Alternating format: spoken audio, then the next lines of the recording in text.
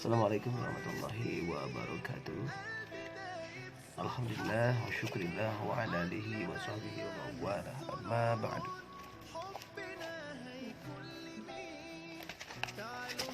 Faqala Allah ta'ala fi ayatil Qur'anil Karim wa huwa asdaqul qa'ilin. A'udzu billahil alim minasy syaithanir rajim. Bismillahirrahmanirrahim.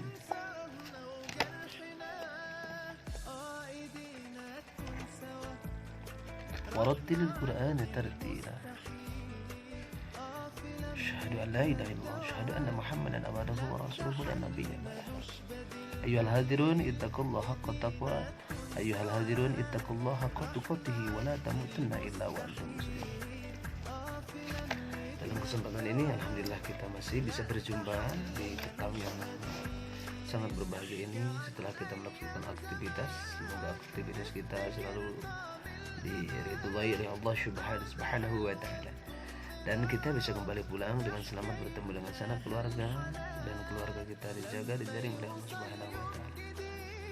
Juga tidak lupa kepada guru-guru kita yang ada maupun sudah tiada, yang jauh maupun yang dekat, mudah-mudahan selalu dijaga dijaring oleh Allah Subhanahu wa taala. Teman-temanku seperjuangan, teman-temanku sepesantren, di mana kalian berada, ada yang di Padasuka ya, Ustadz Ghazali, ada yang di Jalan Pahlawan daerah Bandung, ada yang di Ciparai Asule, ada yang di Ciwidey Ustadz Wawan, juga lagi ada yang di Ustadz Hasan di Rancaikek, Asep di AMC, Ustadz Rasman di Garut Kota Kerkop.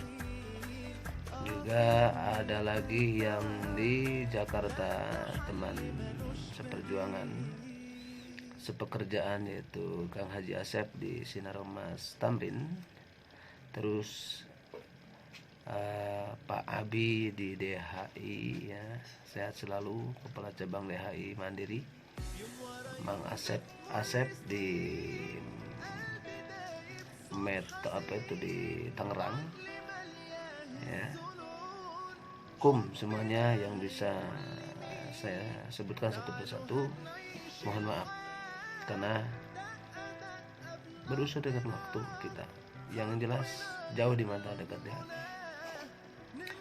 Untuk guru-guru kita yang ada, mudah-mudahan khususnya pesantren kita, yaitu pesantren Jamiah Salafiyah Liung Gunung, semuanya, dan pesantren Raudhatul Hifdzul Quran Al-Yusufi Raja Wali, pesantren Garut Sukabumi, terus Cikaja, semuanya mudah-mudahan Allah lindungi, berikan keluarga yang soleh dan soleh, bisa berbakti khusus kepada kedua orang tua, agama, nusa dan bangsa. Dalam kali ini kita mudah-mudahan kita baca buku Ibnu Qayyim Al-Jauziyah tentang zikir dan kehidupan hati. Bab yang kedua adalah faktor-faktor menghidup hati. Bagaimana hati kita bisa hidup? Pertanyaannya adalah apakah hati ada yang mati? Ada hati yang mati, ada hati yang sakit, ada hati yang sehat. Hati yang mati Allah sindir di dalam Al-Quran, summum bukmun umyun fahum la yarji'un. Matanya tidak bisa melihat dengan keagungan Allah, dengan keagungannya Allah, kemuliaannya Allah, matanya sudah Allah tutup dengan kemilauannya dunia bisa, dan telinganya sudah tidak bisa mendengar lagi dengan keindahan ayat-ayat suci Al-Quran. Yang harusnya ketika dibaca ayat Al-Quran wajilat qulubukum, bergetar jiwanya, tetapi dianya qalbun yang mati, sudah tidak bergetar lagi. Terus ada yang hatinya yang sakit, hati yang sakit, dia selalu gelisah, gundah gulana ya, gunung berpayungkan alam atau gunung berpayungkan awan, terus hamparan padi seperti permadani sudah tidak indah lagi. Pokoknya cek orang Sunda mah cuklek leuweun cuklek lamping jauh ka indung ka bapak, cuklek leuweun wilelengan ilain jauh ka indung ka bapak. Tah yang jelas hati yang sakit. Ada yang hati yang sehat. Hati yang sehat selalu bahagia. Mana hati yang sehat? Jadi di sini adalah faktor-faktor penghidup hati. Hatinya akan hidup. Kualitas istiqomah seorang hamba diukur dari kualitas istiqomah hati dan jiwanya. Yang pertama adalah istiqomah. Istiqomah bukan ikatan suami tertekan bila di rumah, tapi istiqomah adalah konsisten mengamalkan amalan yang kita hafal dan yang kita bisa. Dengan demikian cinta kepada Allah dengan mengagungkan perintah-perintahnya bisa dilaksanakan dengan baik jika kondisi hati dan jiwa seorang hamba dalam keadaan tetap lurus dalam petunjuknya. Selanjutnya, untuk menjaga hati agar tetap istiqamah ada dua caranya berikut. Yang pertama, cinta kepada Allah harus mendahului cinta kepada yang lain. Jadi cinta kepada makhluk harus dikalahkan dengan cinta kepada Allah. Mana contohnya? Dia lebih mengedepankan rumah Allah daripada rumahnya sendiri. Rumahnya biasa-biasa aja, tapi rumah Allah dibanggakan oleh dia. Dia merasa peka ketika ada anak yatim tidak makan. Dia merasa sakit hati ketika ada orang yang tersakiti dan dia engkang-engkang berbahagia. Itulah hati yang jernih dan hati yang hidup. Yang kedua, hati di sini ada bagaimana biar hidup. Yang kedua adalah perkara yang membantu hati tetap lurus dalam petunjuknya adalah dengan mengagungkan semua perintah dan larangan Allah. Diagungkan, dikedepankan, ya. Perintah Allah itu dikedepankan ketika Allah langsung sholat. Bukan Allah Akbar, santai saja orang tersebut. Itu bahaya orang tersebut. Hatinya udah sakit. Ya, hati yang sehat adalah ketika dipanggil dengan Allah Subhanahu wa taala, dia paling depan.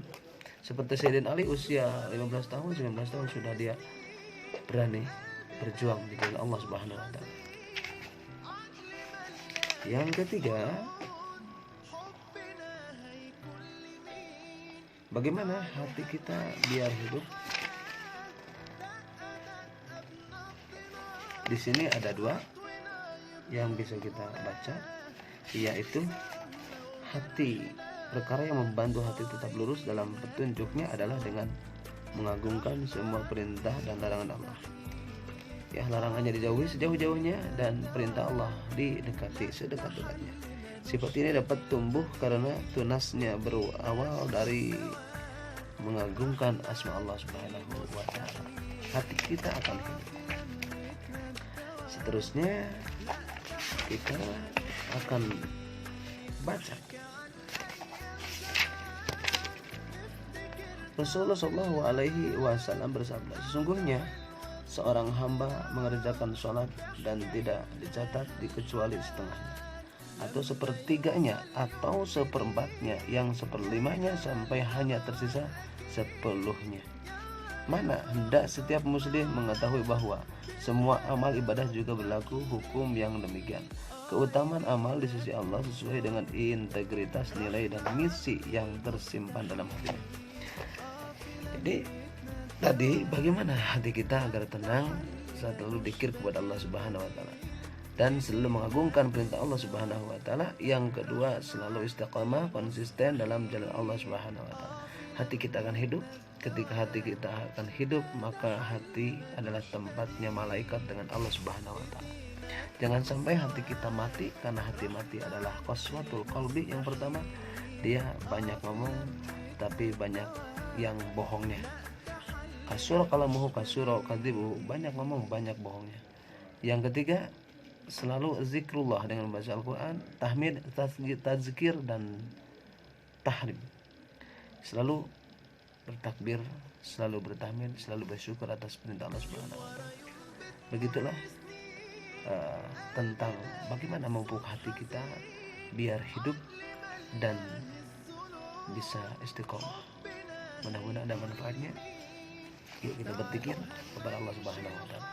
La ilaha illallah Muhammadur Rasulullah. Dengan mengesahkan Allah Subhanahu wa taala, dengan meyakinkan bahwa yang menciptakan Allah, yang menciptakan kita adalah Allah Subhanahu wa taala, maka kita akan memberikan konsentrasi dan istiqomah dalam ibadah. Mudah-mudahan kita wala tamutunna illa wa antum muslimun, kita mati dengan membawa iman dengan Islam. Khutbah subhanahu wa ta'ala makanan. Syukran wa ilaikum assalam.